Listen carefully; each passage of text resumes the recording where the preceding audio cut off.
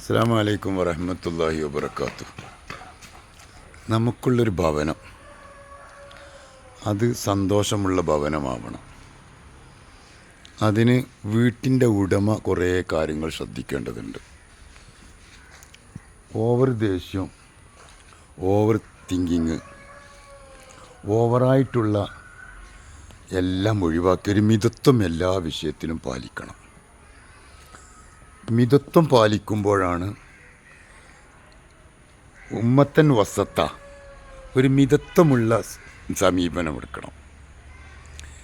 ദേഷ്യം തീരെ പാടില്ല എന്നല്ല ഈ പറഞ്ഞതിൻ്റെ അർത്ഥം. ദേഷ്യപ്പെടേണ്ട സമയത്ത് ദേഷ്യപ്പെടണം, സ്നേഹത്തോടെയുള്ള ദേഷ്യപ്പെടൽ. വൈകാരികമായി നമുക്കുണ്ടാകുന്ന ഫീലിങ്ങുകളെല്ലാം കൂടി വീട്ടിൽ ചുമത്തുക, അത് പാടില്ല, അത് തെറ്റാണ്. നമ്മൾ ശരിക്ക് മാനസികമായി ഈ വീട്ടിൻ്റെ ഉടമ എന്ന നിലയിൽ നമ്മൾ ശ്രദ്ധിക്കേണ്ട കുറേ കാര്യങ്ങൾ നമ്മൾ ശ്രദ്ധിച്ച് മനസ്സിലാക്കേണ്ടവരൊക്കെ ശരിക്കും മനസ്സിലാക്കിയാൽ പിന്നെ അങ്ങനെ ഒരു പ്രശ്നം വരില്ല. എല്ലാം അടിച്ചേൽപ്പിക്കുന്ന സ്വഭാവം ഒഴിവാക്കിയിട്ട് അവർക്ക് അവരുടേതായ ഫ്രീഡവും ചാൻസും കൊടുക്കണം. അവരും മനുഷ്യരാണ്, അവർക്കൊരു മനസ്സുണ്ട്. ഭാര്യയായാലും മക്കളായാലും കുടുംബമായാലും അവർക്കൊരു മനസ്സുണ്ട്. ആ മനസ്സിനെ മുറിവേൽപ്പിച്ചാൽ കുടുംബനാഥൻ ചെയ്യുന്ന ഏറ്റവും വലിയ തെറ്റായി മാറും.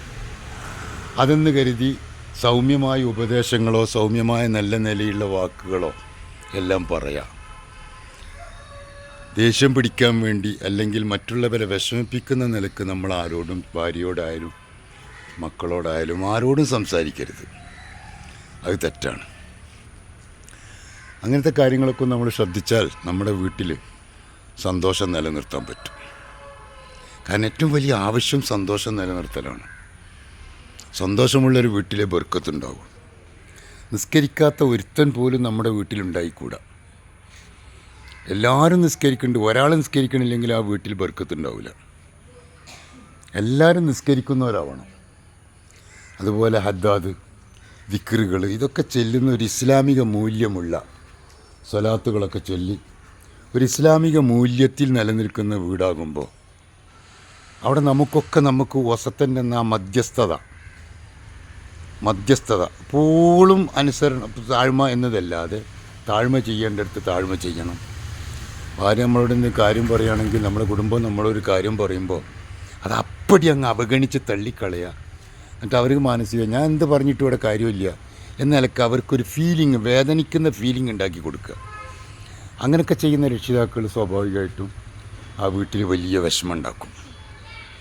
സ്നേഹം അങ്ങോട്ട് കൊടുക്കുമ്പോഴേ ഇങ്ങോട്ട് കിട്ടുള്ളൂ. അങ്ങോട്ട് സ്നേഹം കൊടുക്കാതെ ഇങ്ങോട്ട് സ്നേഹം കിട്ടണമെന്ന് വിചാരിച്ചാൽ അത് കാപട്യാണ്, മൗഢ്യമാണ്, അത് പമ്പര വിഡ്ഢിത്തമാണ്. അഭിനയിക്കും അവർ സ്നേഹം പേടിച്ചിട്ടല്ല സ്നേഹം അഭിനയിക്കേണ്ടത്, സ്നേഹം കിട്ടേണ്ടത്. യഥാർത്ഥ ഹൃദയത്തിൻ്റെ അകത്തളത്തിൽ നിന്ന് ആ കുടുംബനാഥന് ഭാര്യയിൽ നിന്നും മക്കളിൽ നിന്നൊക്കെ സ്നേഹം കിട്ടാൻ നമ്മളായി തീരുക. അതിനുള്ളൊരവസ്ഥ നമുക്കൊക്കെ ഉണ്ടാവട്ടെ, അതിനുള്ള തയ്യാറെടുപ്പ് നമ്മുടെ മനസ്സിൽ നിന്നുണ്ടാവട്ടെ എന്ന് പ്രത്യേകമായി എല്ലാവരോടും എൻ്റെ വീട്ടിൽ നിന്നുകൊണ്ട് തന്നെ ഞാൻ ഓർമ്മപ്പെടുത്തുന്നു. അസ്സലാമു അലൈക്കും.